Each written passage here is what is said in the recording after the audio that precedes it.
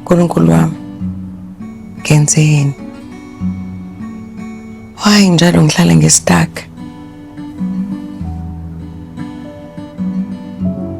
Ingane ngiyavuma zisibusiso esivela kuwena. Futhi ngiyayithanda kakhulu. Kodwa kunzima. Njalo ekuseni ngiyavuka ngingazi ukuthi sizodliwani. Ngibhatanisa ngento engekho. Uzethu uyazama.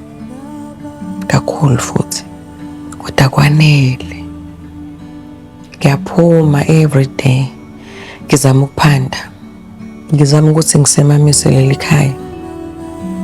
Kuzokwenzakalani ngempela ngomsebenzi kaZethu?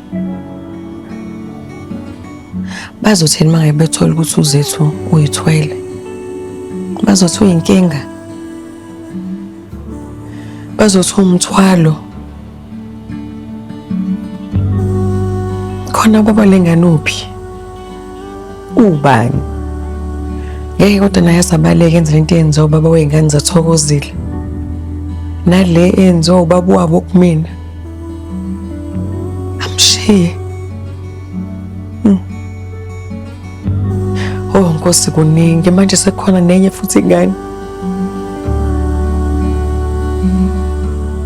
Nkulunkulu ngiyacela.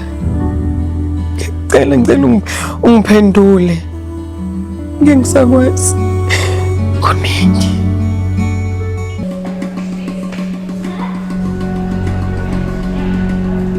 Sisi, kubonakala ngathi uyalahleka. Ndingakunceda? Yabe bengidinga umuntu ongangisiza nge-family planning. Oh, ngokuqinisekileyo ndingakunceda. Ingaba wena neqabane lakho? Kunaqabane. Le enye option. Oh, jonga ke. Ndingakunceda ngaloo nto leyo. Masithethele nje. Yes, Mfuthu. Ngidinga usizo lakhe Ward B kuyaphuthuma ngiyacela ungele khona njengamanje. Metron babandla ngicela uze ngapha bandla. Noma ngabe kuthiwa yini ebekade yenziwe unesi ngicela uyenze bandla ngoba manje si-short staff kulela qala. Yes. Alright, cool. I-family planning uzoqhamuka.